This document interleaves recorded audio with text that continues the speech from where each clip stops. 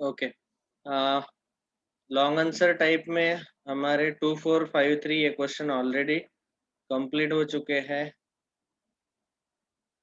अभी आपने कौन सा पूछा बेटा? सर हॉट्स के रह गए।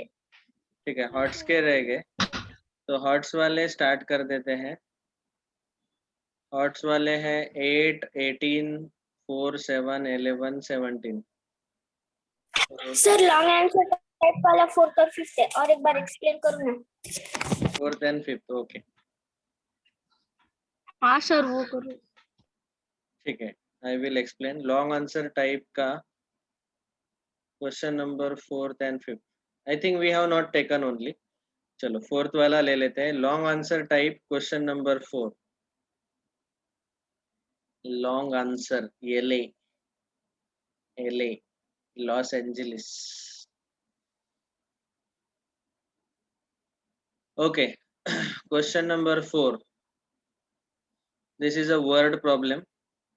An insect crawls up 5 centimeter every second on a 60 centimeter vertical rod and then falls down 2 centimeter over the next second. How many seconds will it take to climb the rod? Okay, सबसे पहले sir उसका answer 30 आता है, मेरा right आया। Okay हाँ sir मेरा भी आया। Okay very good.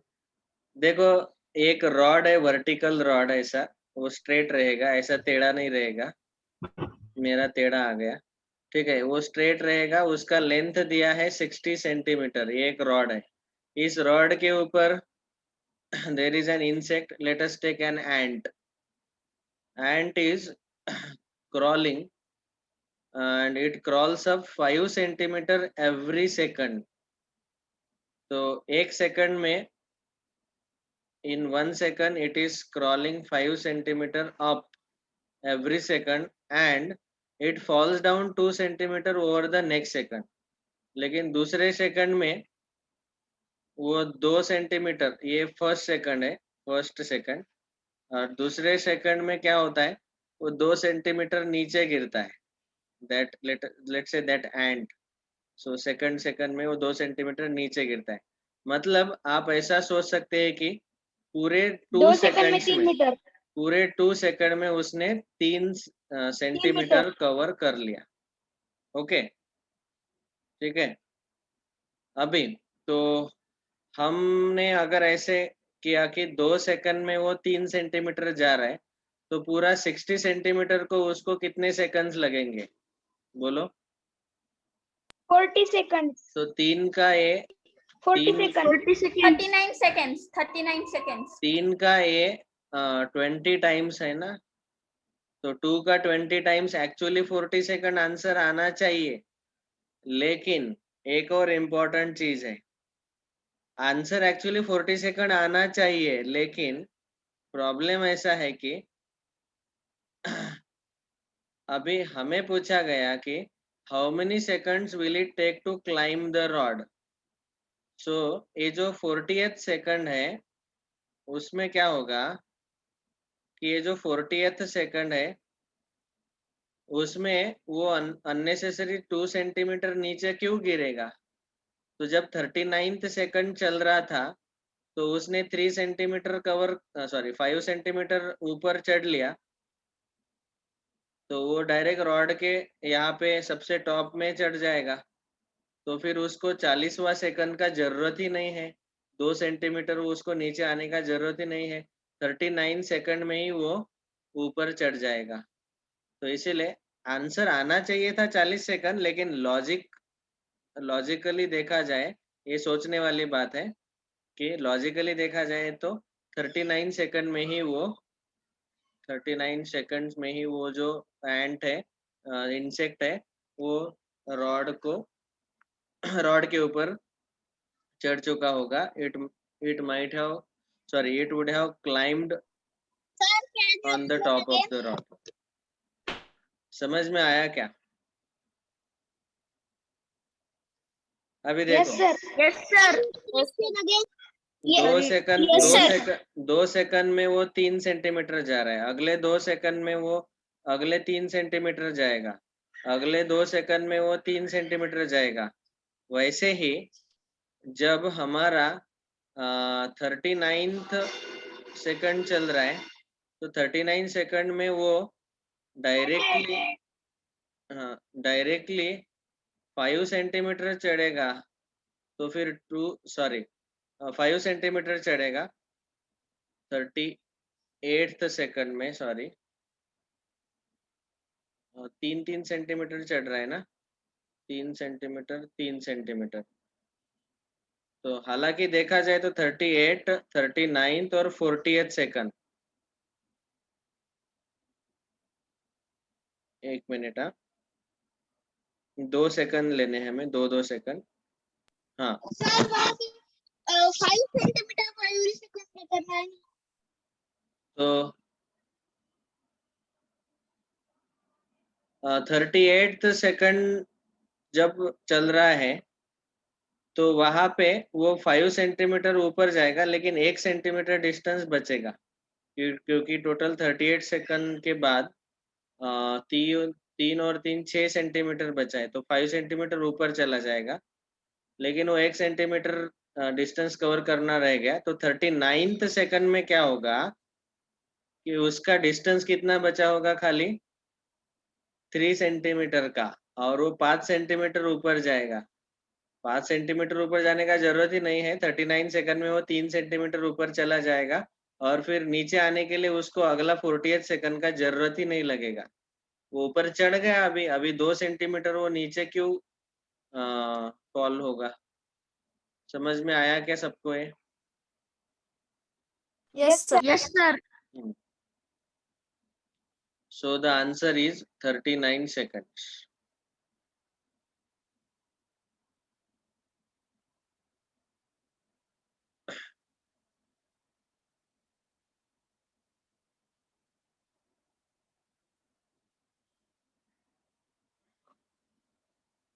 ऐसे वाले बहुत सारे हम बचपन में खेलते थे, ये वाले जो लॉजिकल सॉल्विंग रहता है।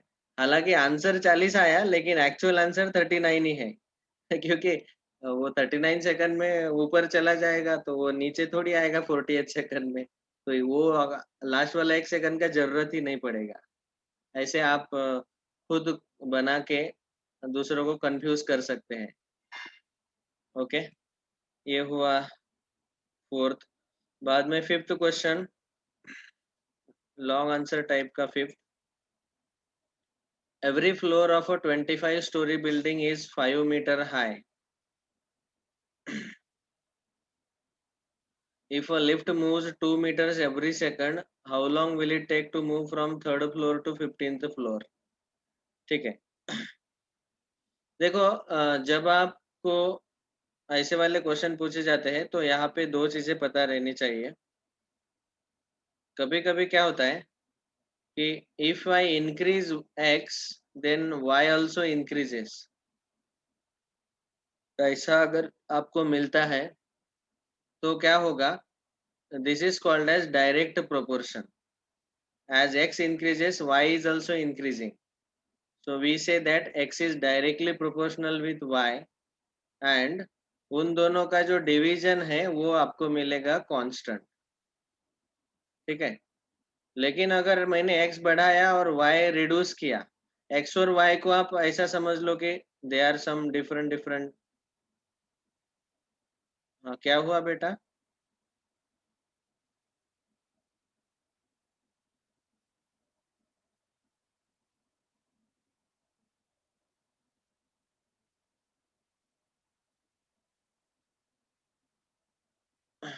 एक मिनट, हमारा कैलकुलेशन गलत हो गया पिछले क्वेश्चन का। यहाँ 2 था एक्चुअली, तो क्रॉस मल्टीप्लिकेशन गलत हो गया। दैट शुड बी, यहाँ कैलकुलेशन मिस्टेक हो गया। 1 मिनट, मैं वही बता रहा हूँ अभी। ये पहले ये वाला डिस्कशन सुन लो।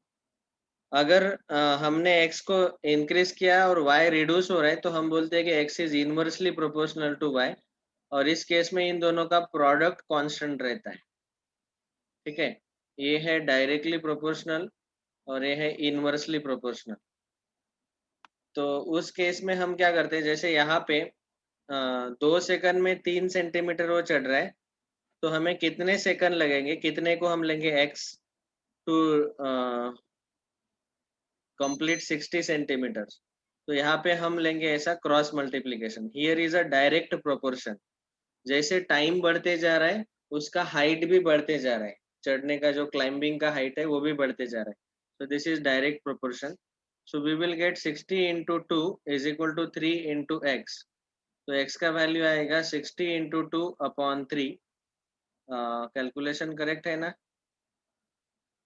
40 3 2 जा 6। Yes sir. नहीं, करेक्ट है सर हमारा 40 कैलकुलेशन। आंसर 40 है, 40 आता है।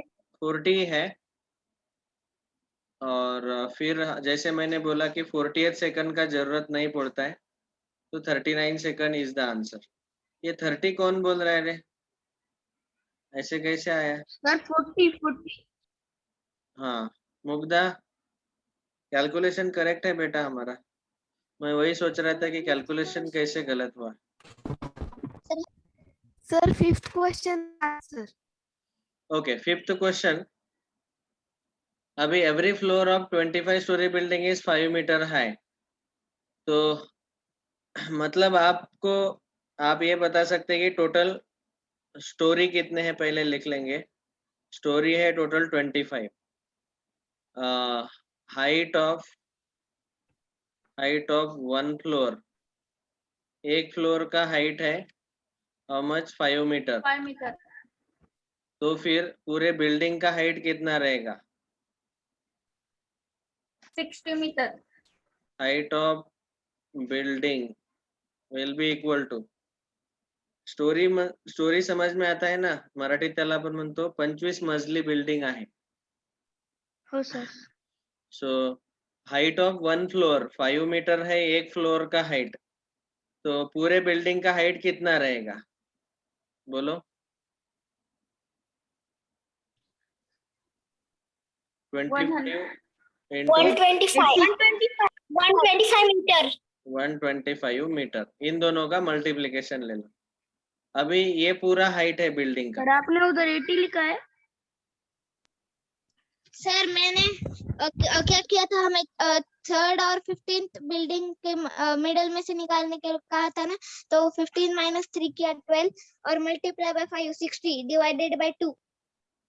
अभी देखो यहाँ पे एक लिफ्ट है। Lift is moving 2 meters every second.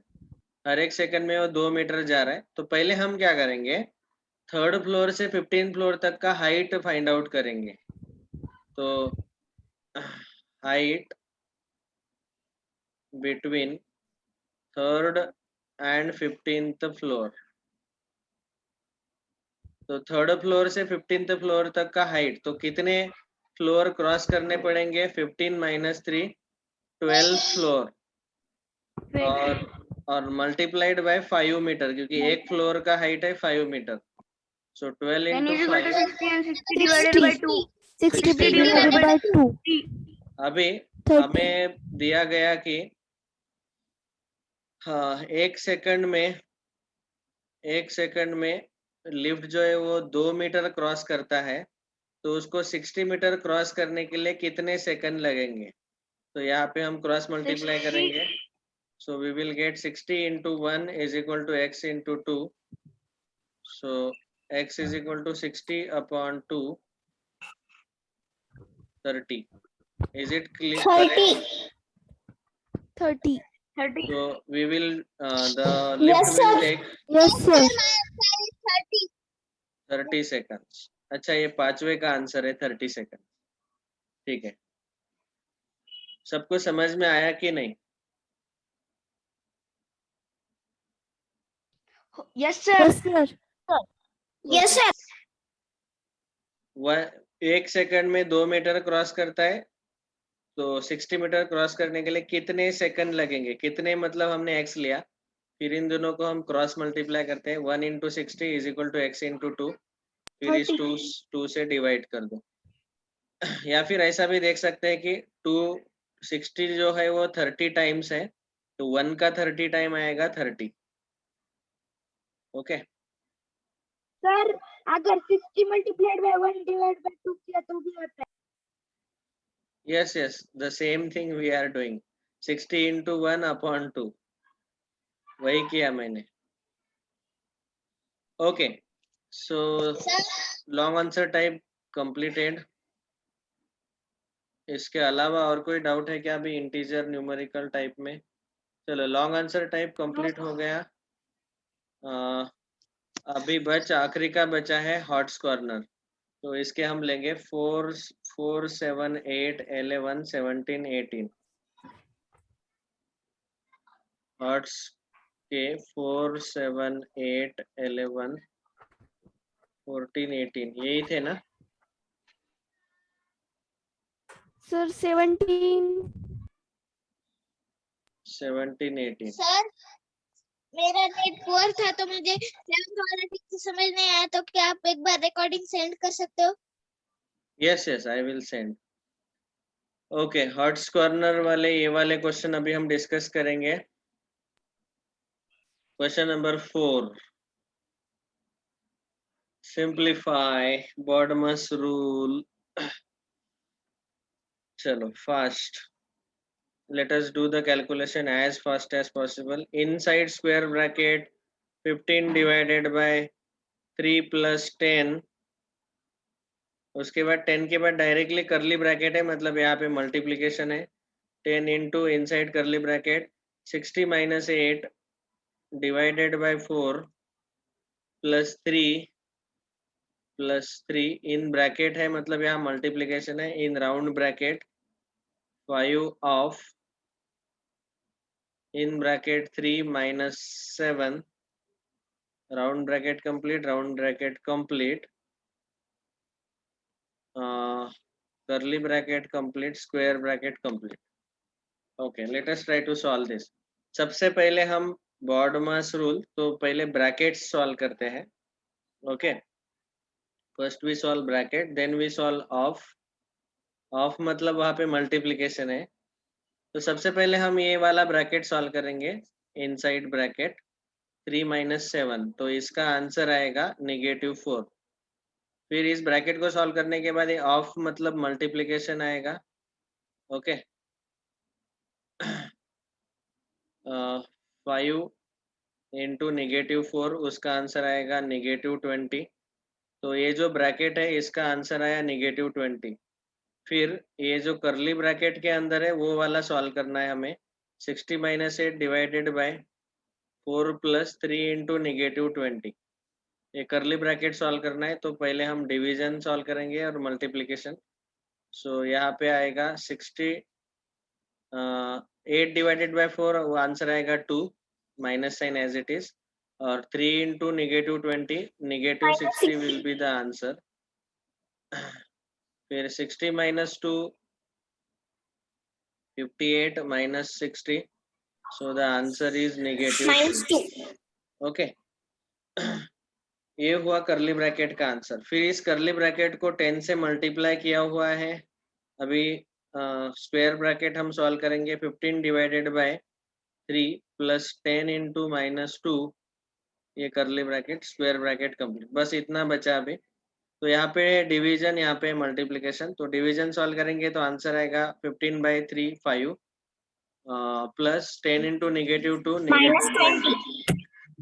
Okay, so the answer is -15.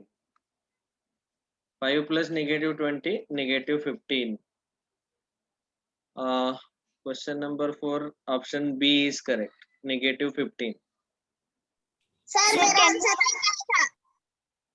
हाँ, सर मेरा आंसर 15 आया था, -15. Very good. Sir my also answer came -15. Very good.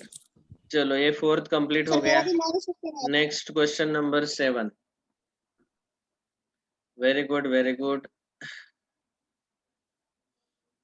7th question, which of the following option is not true with respect to given number line? देखो पहले हम क्या करेंगे, B के लिए कौन सा नंबर है वो चेक करेंगे. देखो ये है, आप ये -10 वाला लाइन देखो, ये है. तो यहाँ पे 1 2 3 4 5 6 7 8 9 10, तो -10 वाला 10th लाइन है, तो ये वाला लाइन आएगा -1 -2 -3, तो बी का वैल्यू क्या है -4। वैसे ही ये 1 2 3 4 5 6 7 8, ए का वैल्यू आएगा +8। ओके, अभी बी के जगह -4 एंड ए के जगह 8 ऐसे आए। अब वैसे देखा जाए तो अभी हम ऑप्शन देखेंगे, बी इज ग्रेटर देन -10, तो बी का वैल्यू -4 है, तो -4 is greater than -10, this is true. लेकिन हमें पूछा गया विच इज नॉट ट्रू, तो ये ऑप्शन गलत है, लेकिन ये ट्रू है। समझ में आया? A is greater than 0, yes, this is true, but this is not our answer. Next, A is greater than B, this is also true, but this is not our answer. B is greater than 0, नहीं, B -4 है, तो ये false है, और false वाला हमारा answer है। समझ में आया? Is it clear? Yes, sir. और वो आपको पता होना चाहिए कंपैरिजन। नेक्स्ट क्वेश्चन नंबर 7 के बाद 8th वाला भी फिर से बॉडमस रूल ही है। Let us solve it as fast as possible. 63 minus -3 question डाल दे। multiplied by square bracket inside curly bracket -2 -8 -3, 8 -3 के ऊपर बार है, inside curly bracket divided by 3 into curly bracket 5 plus -2 into -1 curly bracket complete, square bracket complete।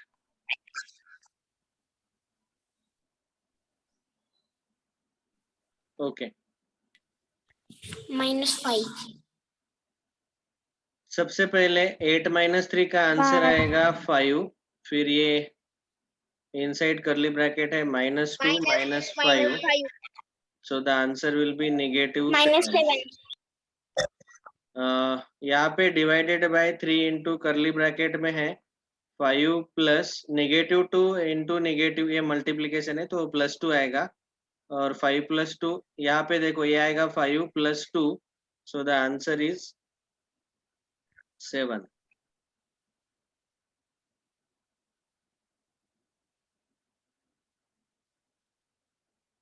तो इस करली bracket का answer आएगा 7।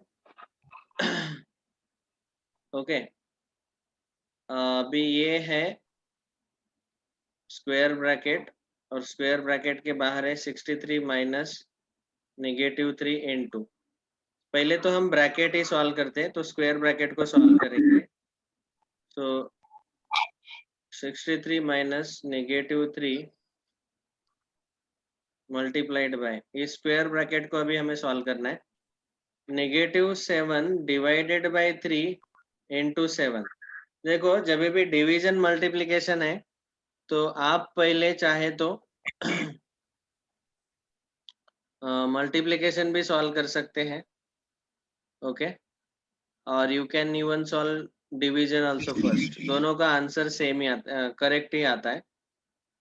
नाउ यहाँ पे -7 डिवाइडेड बाय 3 इंटू 7 ऐसा है,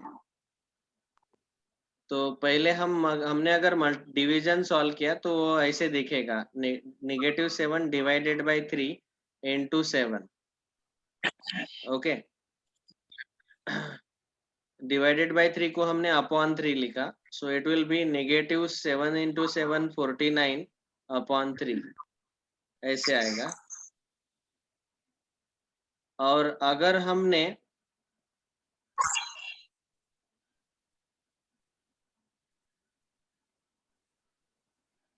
यहाँ पे पहले मल्टीप्लिकेशन सॉल्व किया तो वो तो बिल्कुल गलत आएगा।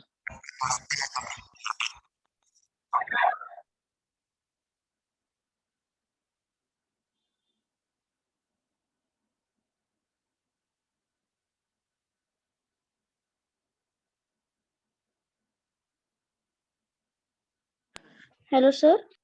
कर्ली ब्रैकेट हमने सॉल्व कर दिया, ये 3 इंटू है। हाँ बोलो बेटा। सर आपका आवाज नहीं आ रहा, तो अंदर अंदर।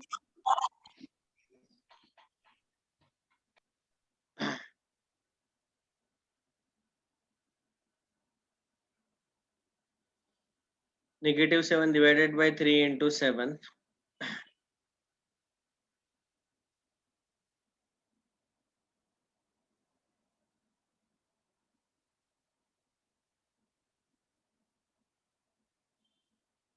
Let me see the options.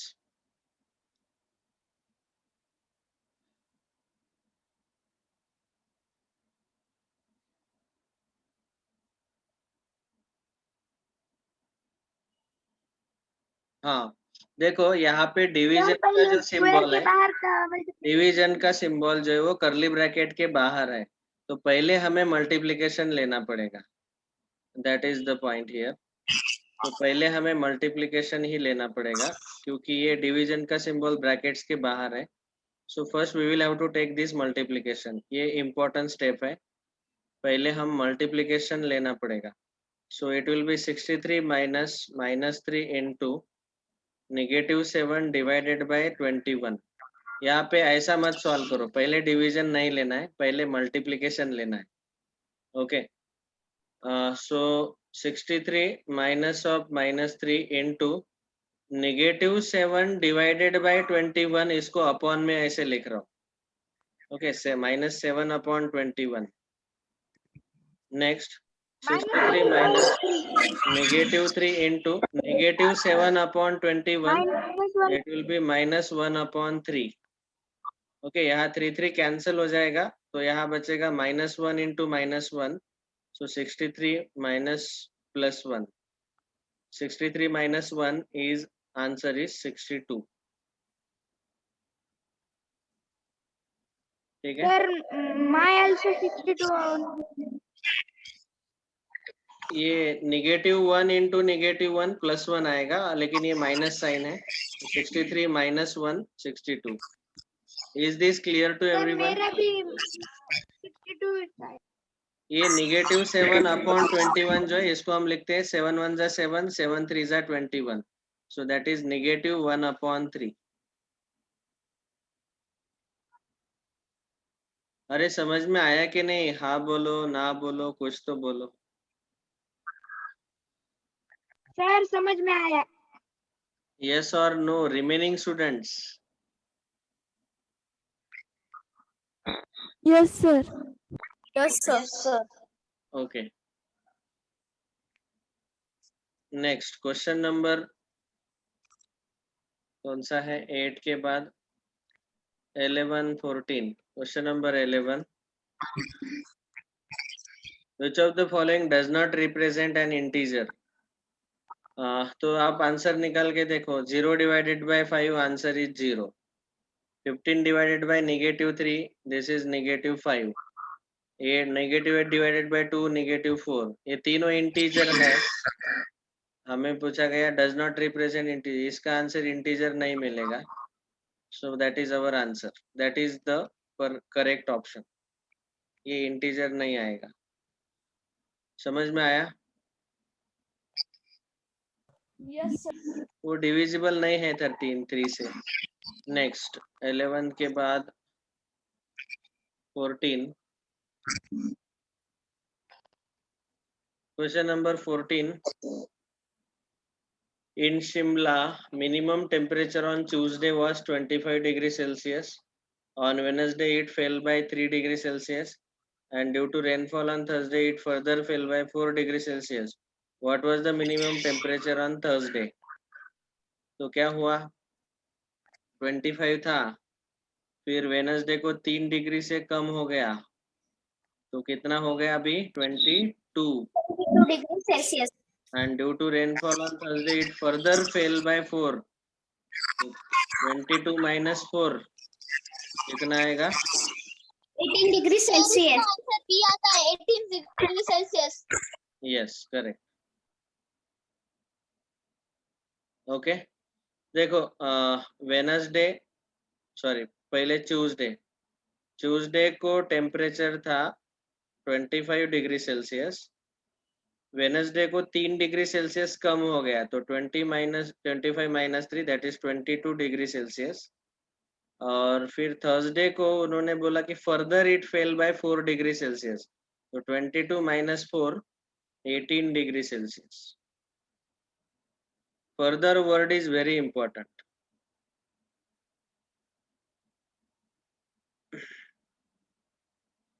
Next, question number 14 completed.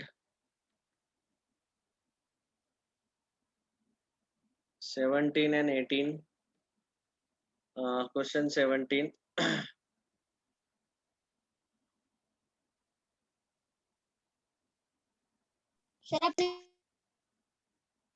Magic square. Magic square वाला question है. In the given magic square, if each row, column and diagonal have the same sum, then the value of A and B respectively are. देखो इसमें magic square में क्या है कि हर एक रो का सम, तीनों रो है यहाँ पे टोटल, ये first row, second row and third row, first column, second column and third column, तो ये 3 रोज 3 कॉलम्स है, इनका सम अगर लेंगे तो सबका सेम आ रहा है 1 प्लस -10 प्लस 0 इट इज -9। ये सेकंड कॉलम का सम आप लेंगे तो -10 -3 प्लस 4 इट इज -9। तो हर एक कॉलम का सम -9 आएगा, हर एक रो का सम -9 आएगा ऐसे, और डायगोनल का भी सम जो है वो -9 आएगा। तो ए और बी के वैल्यूज कौन से हमें डालने पड़ेंगे? तो आप चाहे तो ऑप्शन उठा के देख सकते हैं यहाँ पे। देखो यहाँ पे मैं ये डायगोनल ले रहा हूँ, डायगोनल मतलब 1 -3 और बी। देखो 1 -3 और बी, इन तीनों का सम -9 अगर मुझे लाना है तो बी कितना रहना चाहिए? तो हमें देख के ही पता चलता है कि ये -3 है तो बी नेगेटिव होना चाहिए ताकि आंसर नेगेटिव आ जाए। तो वो नेगेटिव बी के लिए आप देखो -4 अगर डाला तो वो -3 प्लस -4 -7 प्लस 1 -6 आएगा, ये गलत ऑप्शन है। 7 डाला तो ये करेक्ट ऑप्शन है, तो ऑप्शन बी इज करेक्ट। -7 डालेंगे बी के जगह तो बराबर आंसर -9 आ जाएगा। That's all, option B is correct. वैसे ए भी आप चेक कर लो खुद, ठीक है। Thank you. Remaining doubts we will discuss tomorrow.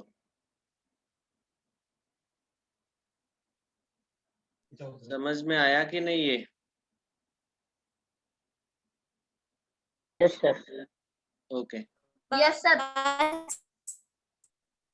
Okay, thank you, bye, see you bye tomorrow. Sir. See you tomorrow.